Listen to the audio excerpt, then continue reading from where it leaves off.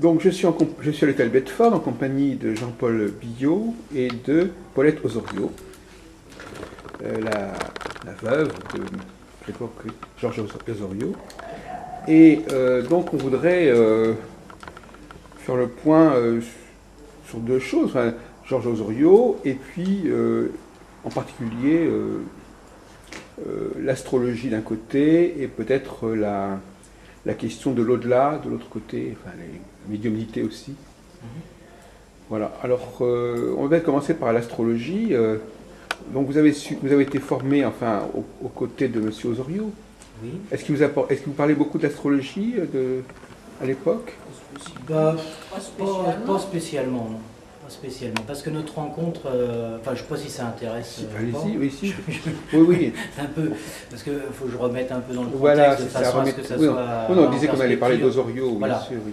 Et donc on s'est rencontrés il y a peut-être bien une trentaine d'années dans la pratique martiale. Il était très jeune à l'époque. Oui, il avait 20 ans, oui. Dans les 50. Et donc on s'est rencontrés dans la pratique martiale.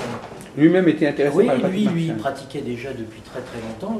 Il a été dans les années 30 un des pionniers aussi dans la pratique martiale. Il a rencontré Maître Kawashi qui a développé le judo en France. Enfin, Deshimaru pour la méditation, pour le zen.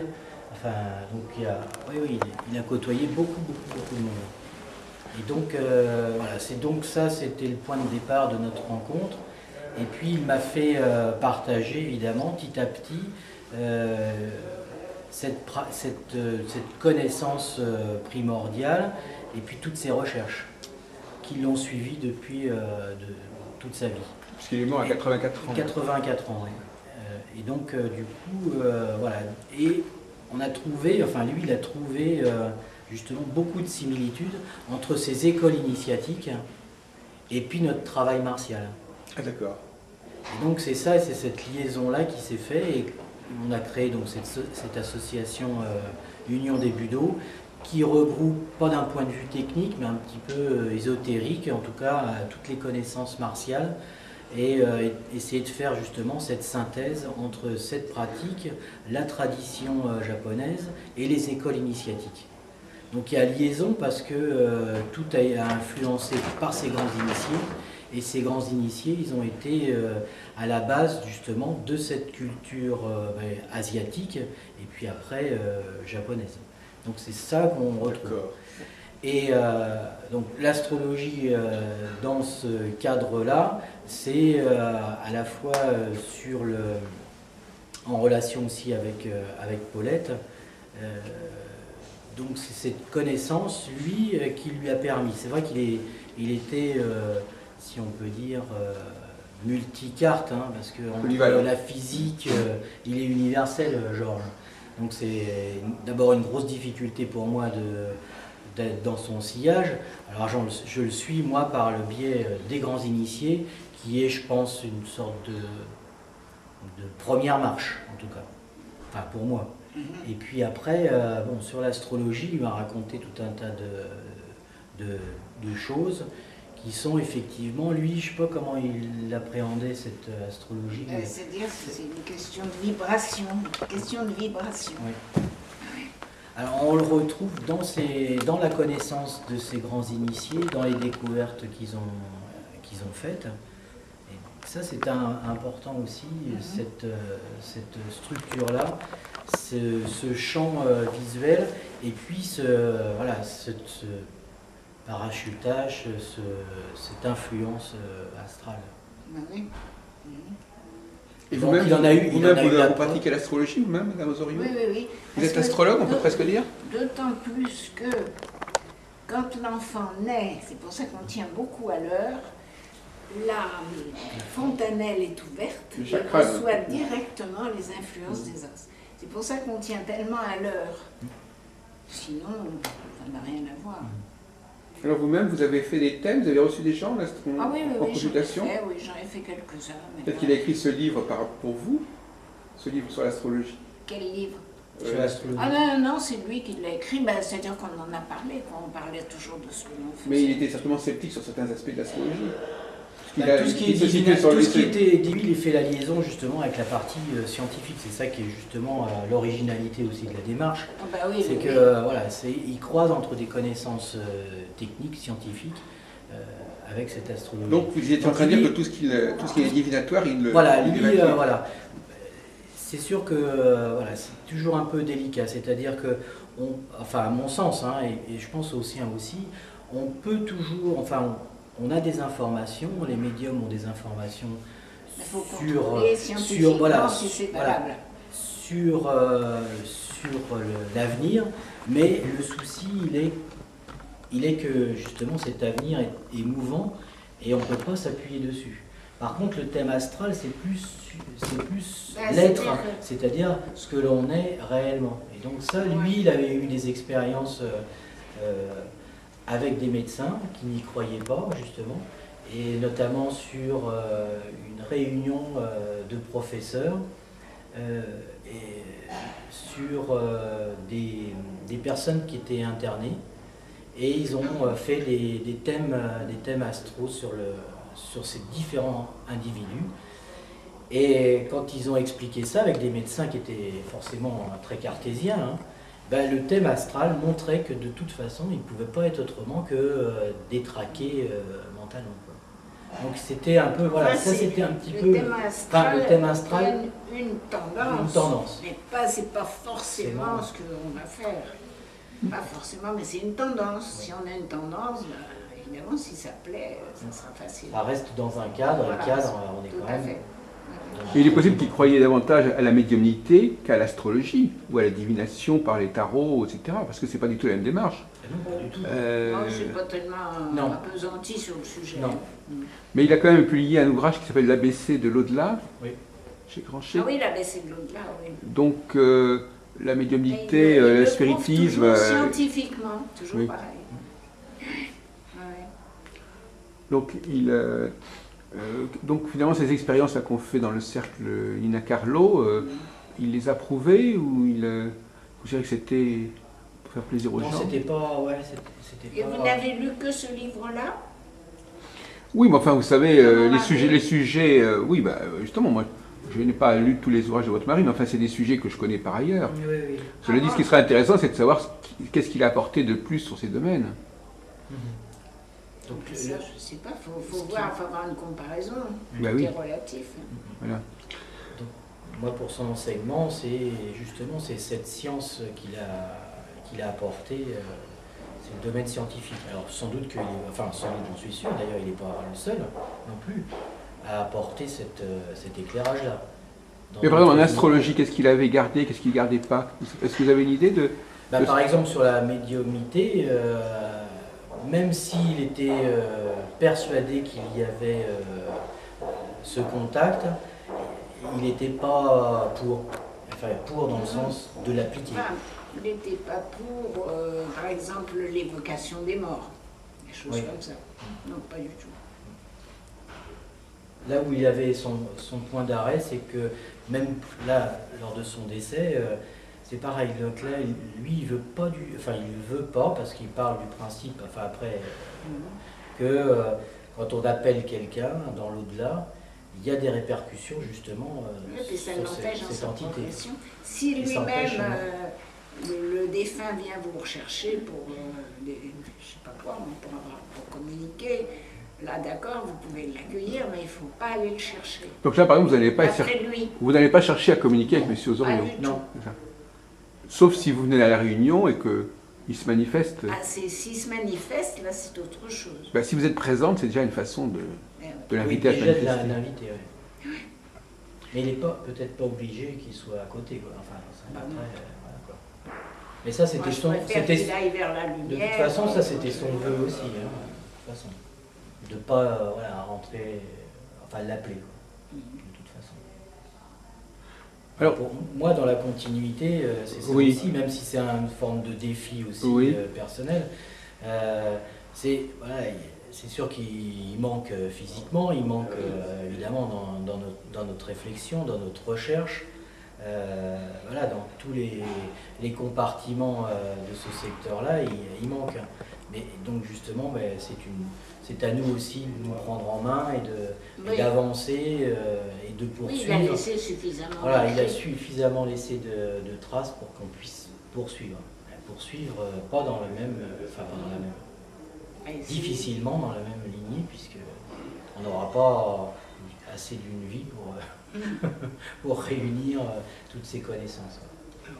Alors, bon, vous avez beaucoup employé le mot scientifique, effectivement, mais comment apporter l'élément scientifique dans ces domaines, justement? Comment aborder scientifiquement l'astrologie? Comment aborder scientifiquement l'au-delà? Enfin, comment... Est-ce que vous avez différentes expériences qu'il a pu à la fois voir ou alors participer,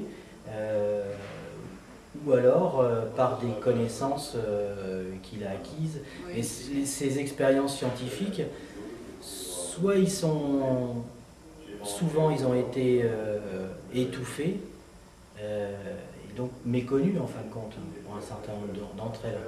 Vous parlez de celles qu'il a menées lui-même? Oui, qu'il a menées. Elles ont été étouffées?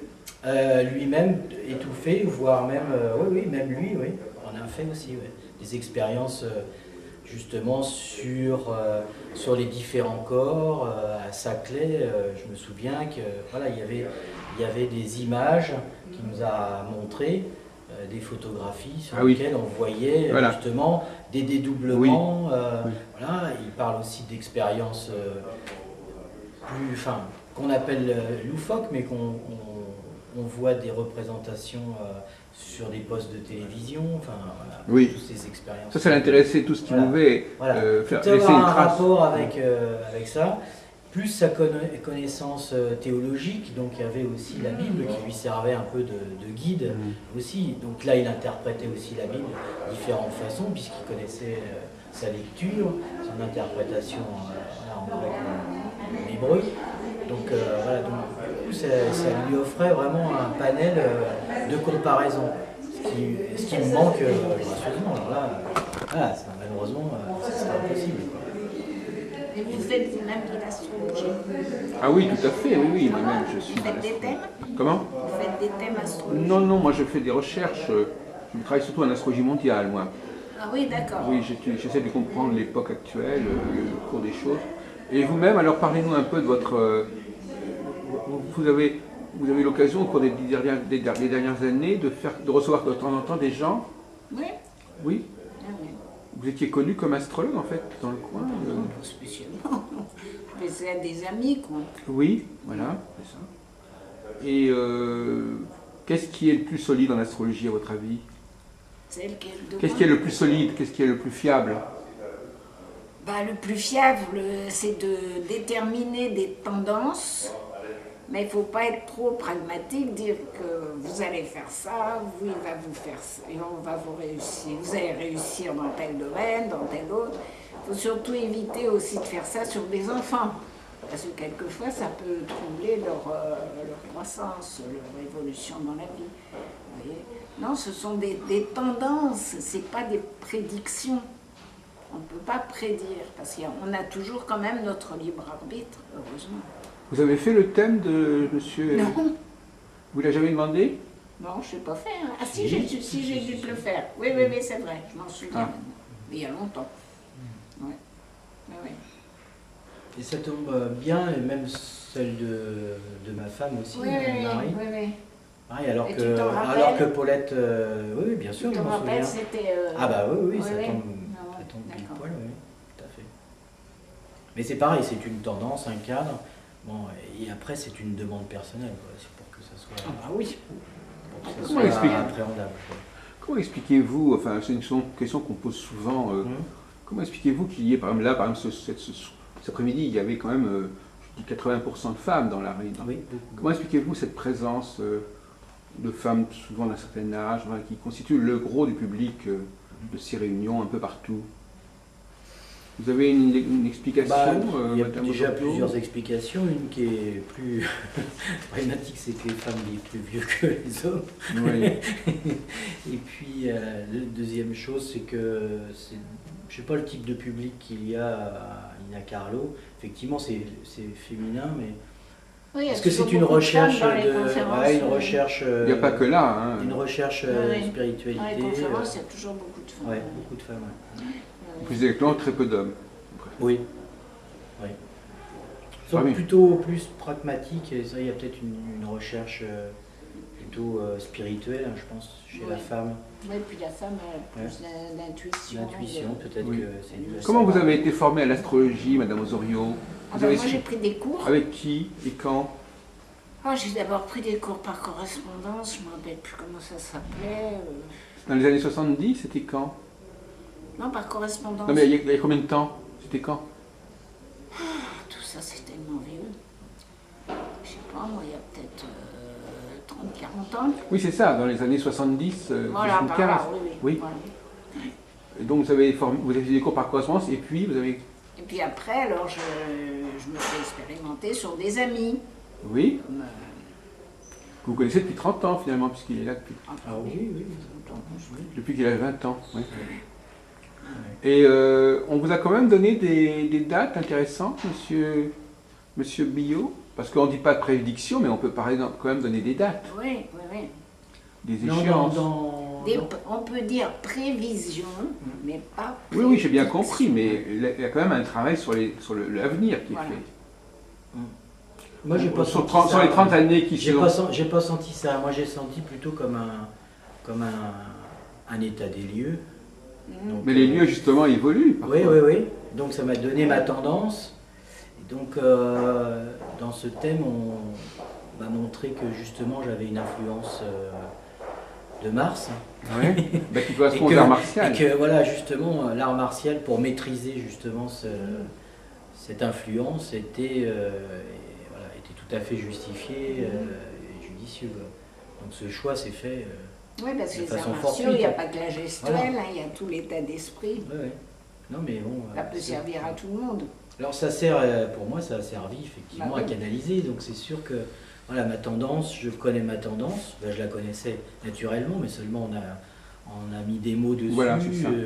Et donc du coup, ça oriente maintenant un peu plus. Quoi. Ouais. Ce qui fait que c'est vrai que même s'il y a tendance encore à faire des siennes, mais alors finalement, M. Osorio, il doit avoir un thème très particulier, puisque c'est un homme très... Je ne sais pas si tu lui as fait, au fait, oui. En tout cas, elle l'a étudié. Oui. Tout ça, il y a tellement longtemps, puis j'ai tellement eu d'autres soucis depuis. Non, parce qu'effectivement, il est assez inclassable, apparemment. Ah ben ça, oui. D'ailleurs, il y avait quelqu'un qui lui avait donné un proverbe pour lui, qui disait « Frappe, je me relève ». Il ne se laissait pas abattre. Oui. Et ça, c'était lié à son signe, à ses planètes? Sans doute, parce que c'était M. Souzenel qui lui avait fait son thème il y a bien longtemps. Et suite à ça, justement, j'avais eu envie de m'y intéresser aussi.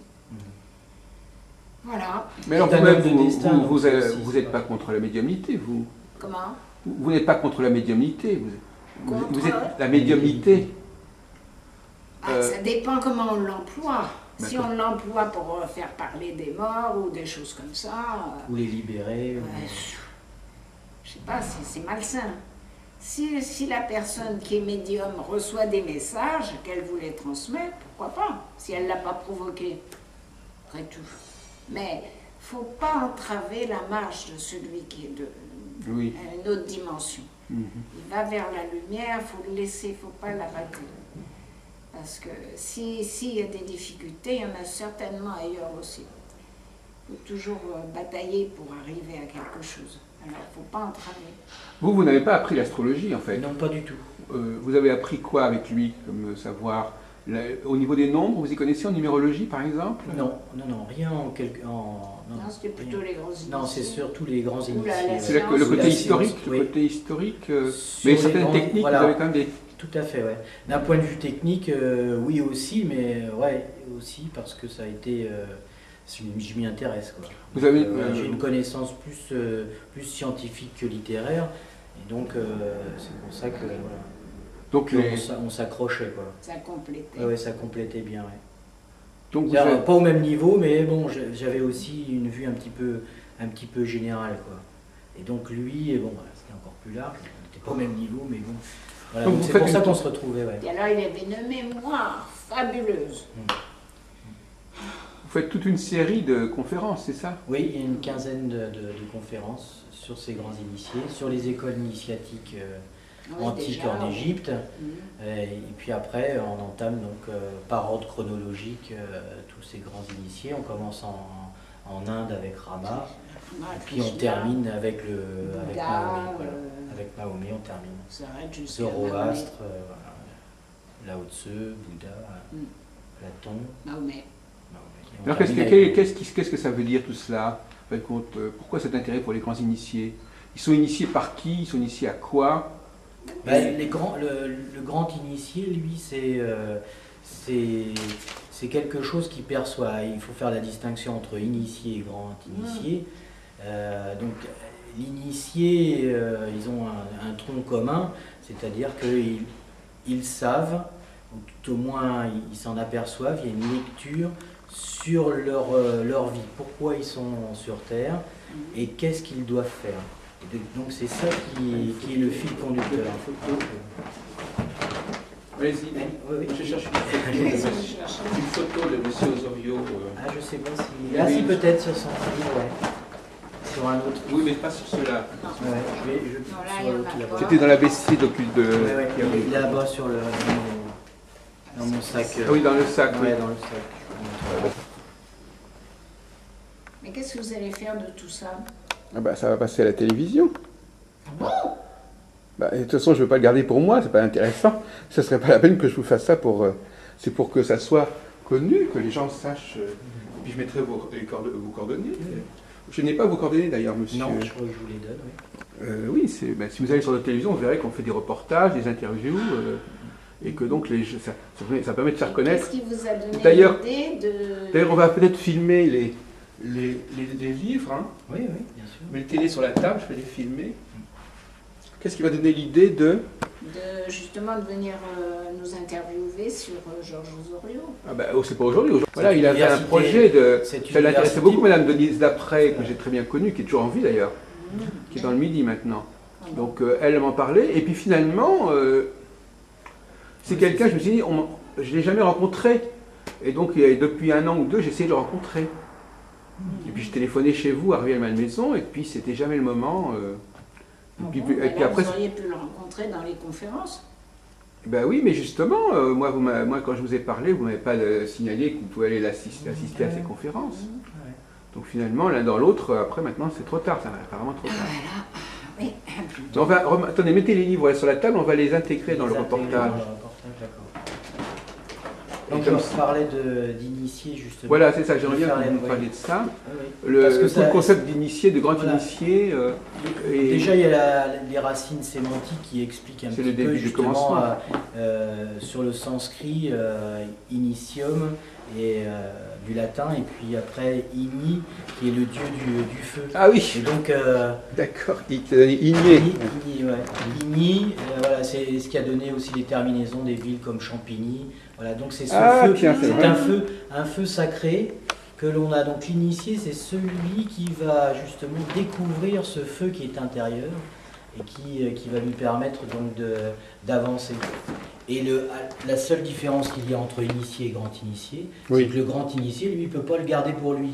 Il est obligé de le faire partager. Oui, puis c'est une connaissance. Donc, et puis il y a une connaissance primordiale qui lui vient à la fois soit par une méditation, soit par dans son sommeil, soit par un voyage dans le désert, enfin une méditation quelconque. Et puis après, voilà, il est obligé de transformer. Donc dans sa vie, lui est obligé. D'abord, vous avez des papiers comme vous travaillez pour la télé? Ben, je vous ai donné une carte là. Carte, oui. Ah oui, mais dis. La petite carte. Vous n'avez pas de carte, rien? Ben, je vous ai donné une carte tout à l'heure. Ah oui, sur votre carte, c'est marqué? Ben oui. Ah, d'accord, merci. Oui, j'en ai une. Continuez, monsieur. Oui. Et donc, initié, bon, il y a des initiés comme les plus connus, à chaque fois, c'est par exemple il y a. Est-ce qu'ils ont un point commun, ces initiés? Alors, est-ce qu'il y a les mêmes sources? Déjà, ils ont des noms différents. Ils ont des noms différents. Ils sont souvent persécutés. on leur prête des miracles, on leur prête tout un tas de choses un peu surnaturelles, et puis ils sont persécutés, parce qu'ils sont en décalage avec leur temps. Donc c'est pour ça que de leur vivant, ils sont persécutés, ils sont obligés de partir, soit ils meurent parce que voilà, ils sont tués, ou soit voilà, ils sont perdus. Et ce sont qu'après que l'opinion publique ou que leurs disciples permettent de développer justement leur message. Le message qui est pratiquement identique dans chaque... Alors, ils ont disparu depuis, ces gens-là? Enfin, il n'y en a plus de nouveaux depuis pas mal de temps. Parce que le dernier que vous citez, il date de quand? C'était avant l'ère chrétienne? Oui, avant l'ère chrétienne. Donc après l'époque de Jésus, c'est fini. 4000 ans avant Jésus-Christ. Et puis là, Pythagore, c'est 5 siècles avant Jésus-Christ. Donc voilà, et après, ces 5 siècles, c'est Mahomet, le dernier. Ah oui, quand même, on arrive à Mahomet quand même. Jusqu'à Mahomet, oui. Donc c'est ce fil. Ce qui est intéressant, c'est pas ce que l'on a fait du message, qu'on a transformé en religion ou en idéologie, mais c'est justement leur message primordial qui est important. Et donc c'est ça qu'on essaye de faire ressortir. Et après, voilà, c'est justement ces recherches que Georges a fait sur ce message primordial. Le message qui permet donc à chacun de ne pas dépendre des autres, que chacun est comme je le disais pour Pythagore, est une divinité en soi.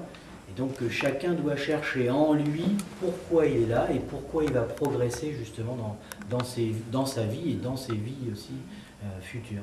Donc c'est ce fil conducteur qui est vraiment commun à tous ces initiés. Mais comment ça se fait, encore une fois, que cette lignée soit interrompue? Parce que depuis 15 siècles, on ne sait pas exactement pourquoi ils sont nés aussi. Parce que ça, alors là, déjà, comment ils sont nés, déjà c'est difficile parce que c'est souvent mythifié, c'est devenu presque des divinités. Alors déjà, voilà, plus on s'approche dans le temps, plus les traces ont été effacées. Et donc c'est assez bizarre. Donc, alors plus c'est récent, plus c'est difficile. Plus c'est difficile de trouver le message initial. Qu'est-ce que vous pensez par exemple de Nostradamus, par exemple? Est-ce que vous pensez que c'est un initié? Enfin, est-ce qu'il y a des personnages qui pourraient éventuellement, depuis Mahomet, être considérés comme quand même des gens importants dans l'histoire de qui marque aujourd'hui? Il y en a en Inde, il y a certaines personnalités qui sont en Inde. Mais alors ils sont contestables, mais ça peut être aussi le Dalai Lama, qui peut être justement porteur d'un message plus universel. Ça, j'y crois, parce que justement la différenciation aussi du message, c'est est-ce qu'il a une portée universelle ou si c'est une portée régionale ou voilà, qui souffre aussi d'un intérêt personnel ou... Alors pour terminer, enfin pour avancer dans cet entretien, la question de la fin, vers où va l'humanité en fait compte? Est-ce qu'il y a une fin des temps? Est-ce qu'il y a quelque chose vers laquelle elle se dirige? Est-ce qu'il y a une révélation finale? Enfin, il n'y a pas de révélation. Je parle du point de vue de l'enseignement de M. Osorio. Pour lui, tout est cycle. Donc ça fait partie du... Il n'y a pas d'achèvement. Voilà. C'est une continuité, évidemment. Et voilà. Donc ça, on le retrouve dans le Kybalion. Voilà, donc ces préceptes-là... de continuité, de cycle, de cause à effet, Alors, par exemple, l'ère du Verseau, il en parlait, Georges Osorio, l'ère du Verseau?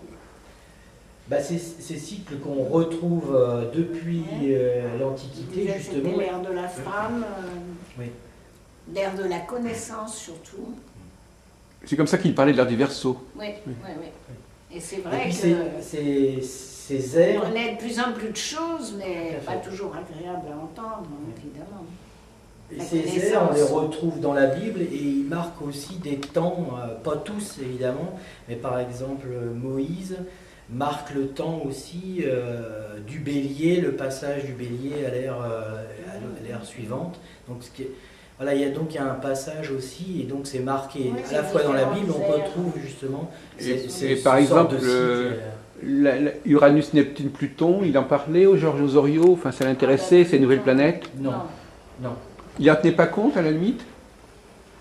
Non, ça n'avait pas une... Ah oui, d'accord. Par contre, vous en servez dans le thème astral. Oui, c'est ça. jusque-là. Oui, d'accord. Donc, il était marié avec une astrologue, en fin de compte. Oui, tout à fait. Quand il vous a rencontré, vous étiez déjà dans l'astrologie, vous aviez des points communs? Non. Ah bon, je sais pas. Quand il y a 64 ans qu'on s'est rencontrés. Donc vous avez découvert l'astrologie plus tard. Oui. Comment ça s'est passé, cette découverte? C'était sous son influence? Parce que nous avons été voir un astrologue qui était très fort, il s'appelait Monsieur de Souzenel, qui nous a révélé des choses et ça m'a donné envie de suivre. Ah d'accord. Monsieur de Souzenel, c'était dans les années 70, vous disiez à peu près. De Souzenel, oui. Oui. Elle aussi, oui. Annick de Souzenel, c'était des gens importants, oui.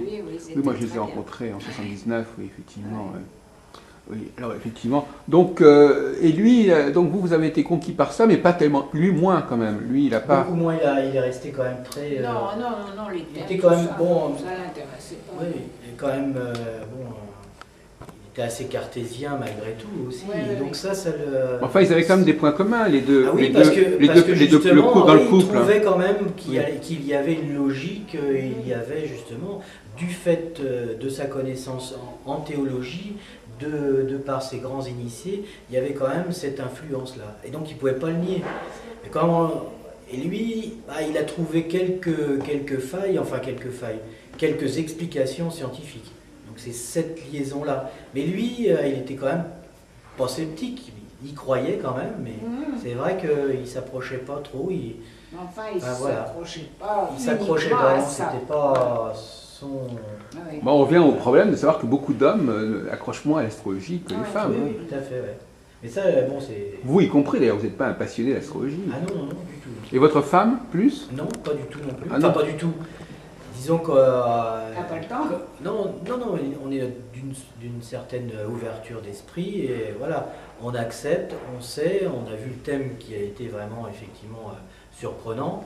Et voilà. Mais s'intéresser pour pratiquer, non. Enfin, pour pratiquer ou pour aller plus loin. Là où je suis intéressé, c'est quand j'étudie l'Égypte, quand j'étudie Babylone, les Sumériens. Oui, là, c'est intéressant parce que justement, c'est un peu... Voilà, mais pour diriger votre vie, vous ne servez de rien, en fait. Non. Vous n'avez aucun support, aucun besoin, vous fiez à votre Tout à fait. Votre intelligence. C'est juste... voilà. D'instinct. Vous avez un jugement correct sur les gens, vous n'avez pas besoin de thème astral pour savoir... voilà. Tout à fait. Je crois que c'est justement les gens qui viennent... Oui. Justement, voilà. C'est instinctif. Moi, j'ai pas besoin. Oui. Non, c'est intuitif. Je le vois, la chance, j'en sais rien, j'ai passé une chance de savoir à peu près ma voix. Moi, je suis là, d'après ce que j'ai interprété, à la fois le thème, puis en faisant le bilan aussi de quelques années en arrière, que je devais transmettre quelque chose. Donc, voilà, ça se révèle dans le thème, il faut que je transmette. Ouais. Donc cette transmission, pour moi, j'adore la pédagogie, je suis toujours professeur d'arts martiaux, de façon différente aujourd'hui parce que justement j'intègre toutes ces connaissances philosophiques et traditionnelles, que c'est pas purement technique, c'est aussi philosophique et par le biais de cette philosophie, on peut, ça c'est grâce aussi à l'Asie, c'est l'influence du corps sur l'esprit et réciproquement. Ce qui fait qu'on arrive à justement transformer ou expliquer aux gens à la fois une communication, quand c'est dans l'entreprise, mais c'est aussi, voilà. Et donc il y a des gens qui sont très très fermés. On est obligé de travailler sur le corps pour assouplir ce corps. Et en assouplissant ce corps, j'ai trouvé que ça assouplissait aussi l'esprit, plus ouvert, plus détendu, plus en recherche. Oui, quand on est en bonne santé mentale et physique, on fait les bons choix, on perçoit les bonnes choses, et donc on risque pas de se mettre dans une situation insoluble qui va nous amener à aller voir le voyant. Et c'est le côté pratique de la chose, c'est que c'est un état d'esprit. Le corps reflète un état d'esprit. Et donc c'est réciproque.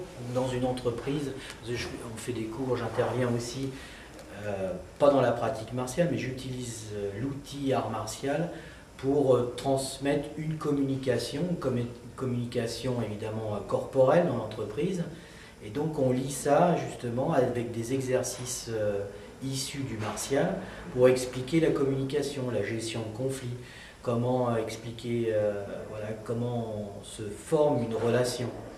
Et donc on le fait physiquement, les gens le subissent, le sentent physiquement, et donc ils peuvent mieux l'appréhender après dans leur relation et dans la vie de tous les jours.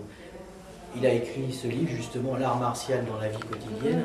C'est un peu cette relation-là, voilà, cet état d'esprit-là. C'est-à-dire qu'il n'y a pas de compétition, on est là parce que l'art martial, même si on le travaille, on le fait découvrir aux autres par la pratique. Donc il y a la connaissance gestuelle, un savoir-faire, si on peut dire, comme dans l'entreprise, un savoir-faire. Mais le plus difficile dans la pratique martiale, c'est le savoir agir. C'est agir au bon moment, au bon instant, avec son savoir-faire, évidemment. Et donc c'est ça la difficulté, c'est de trouver justement comment agir correctement. Mais vous ne pensez pas actuellement qu'avec les événements qui... Ça vous intéresse pas d'essayer de comprendre pourquoi certaines choses se passent actuellement, des révolutions, des changements ça vous interpelle pas au niveau d'une compréhension? Pourquoi ça se produit maintenant et... On rejoint l'ère du Verseau, il y a une forme de connaissance. Ah oui, c'est-à-dire que cette connaissance, en tout cas l'ignorance, c'est le pire des choses. C'est la pire. Donc on peut manipuler et autres. Donc toutes les dictatures qu'il y a aujourd'hui, c'est justement empêcher les gens d'acquérir des connaissances. Donc là aujourd'hui ça se libère évidemment avec Internet qui est un outil formidable.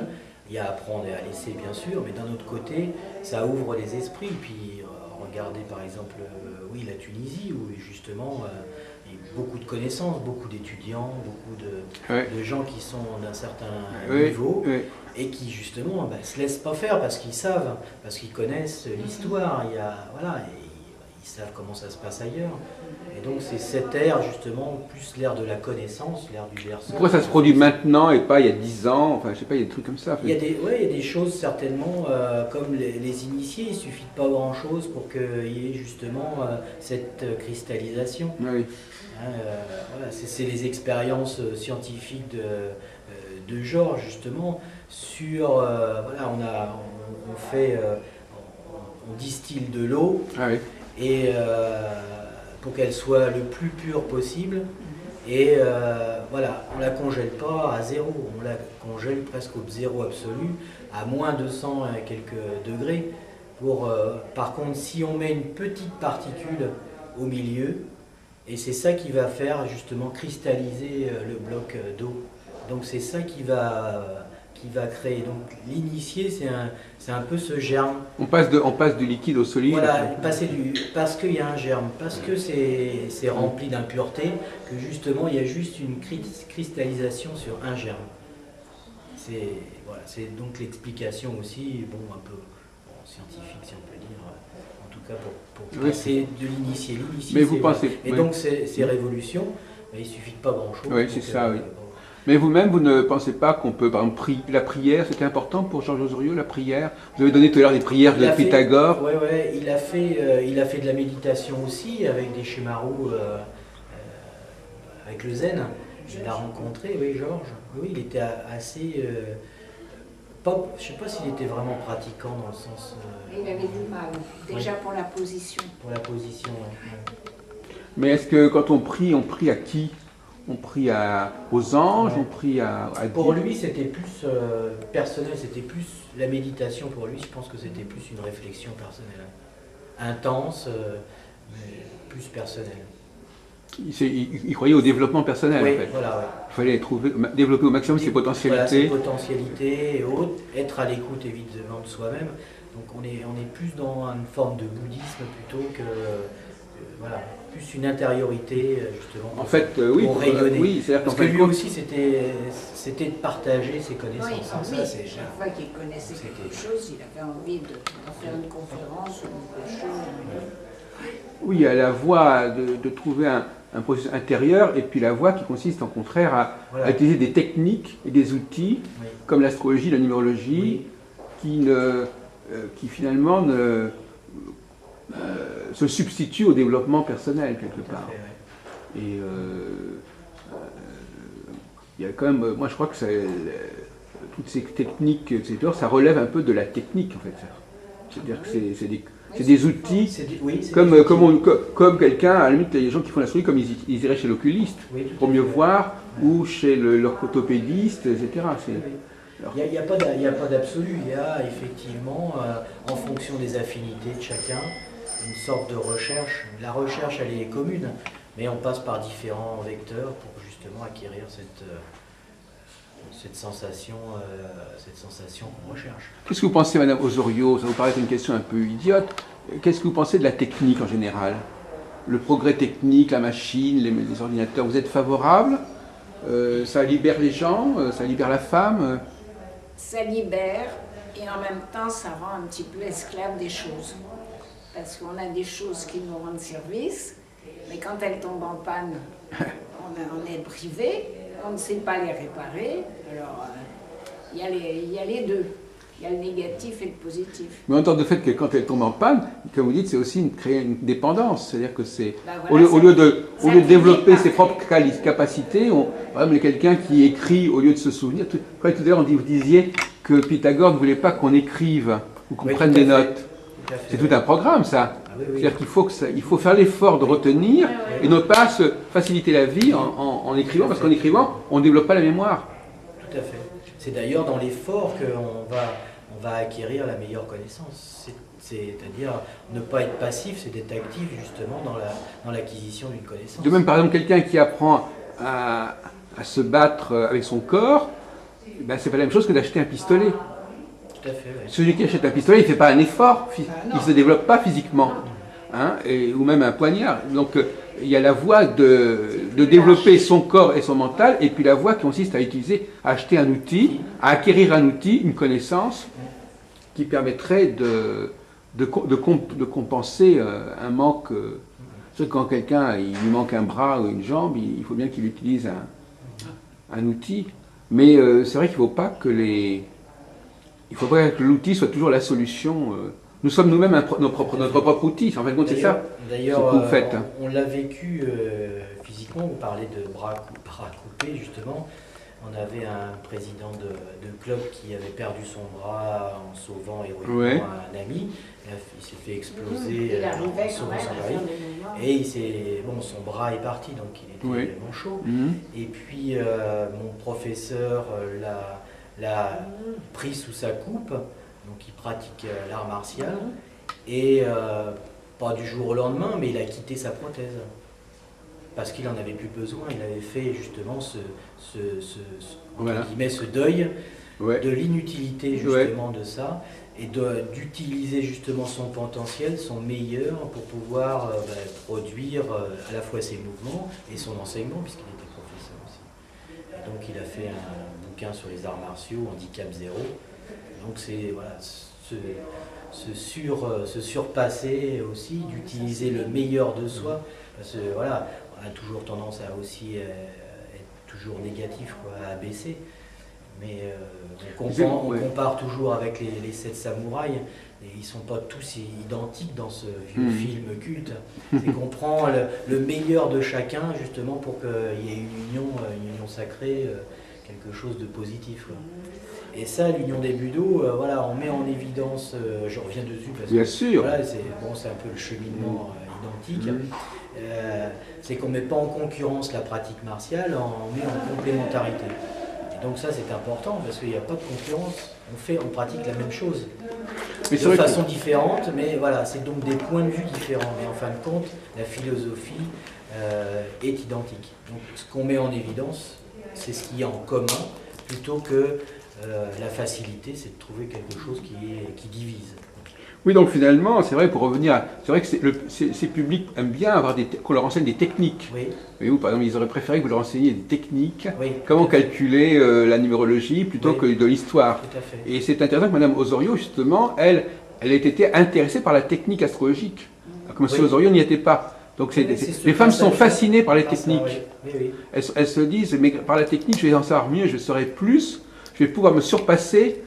Par la technique et non pas par le travail. D'ailleurs, ça rejoint la réflexion de la dame Ben oui. Justement. Elle disait, ah mais moi je suis pas venu pour ça. Je suis venu pour justement expliquer le chiffre et la divinité du chiffre. Ben oui, parce qu'ils ont l'impression de partir. Oui, oui, elle dit, mais je suis pas venu pour Pythagore. Enfin, là, et c'est vrai que par exemple, moi j'ai interrogé beaucoup de numérologues, et souvent, ils disent, ça vient de Pythagore. Vous connaissez un peu la numérologie, enfin vaguement? Oui, vaguement. Bon, apparemment c'est une référence douteuse. Oui, douteuse, oui. Mais quand vous faites une conférence sur Pythagore, les gens croient que vous allez leur enseigner des techniques de numérologie qui vont leur permettre d'étudier le nom de la personne, sa date de naissance, etc. C'est clair que il y a une fascination, parce que c'est vrai que tout le processus de la femme depuis 2 siècles, quand on voit, par exemple, vous conduisez, madame? Oui. Voilà, donc voyez-vous, vous vous rendez compte, vous êtes capable dans une voiture de transporter des centaines de kilos, oui. alors que vous ne pourriez pas le faire physiquement vous-même. C'est sûr. Voyez-vous, alors que monsieur pourrait porter certainement des choses plus lourdes que vous, mais par son propre moyen. Donc si vous voulez, il y a une amitié, une complicité entre la femme et la technique, parce que la technique libère la femme et lui permet d'être à la hauteur de l'homme, en fait, quelque part. Vous pouvez faire la même chose que les hommes, grâce à des tas d'objets et des tas de techniques, vous pouvez faire la même chose que les hommes. Vous pouvez faire ce que quelqu'un fait, on vous donne une technique, vous allez pouvoir le faire aussi. Mais vous n'allez pas le faire de la même façon. Pas avec votre propre corps, pas avec votre propre intelligence, mais grâce à l'astrologie.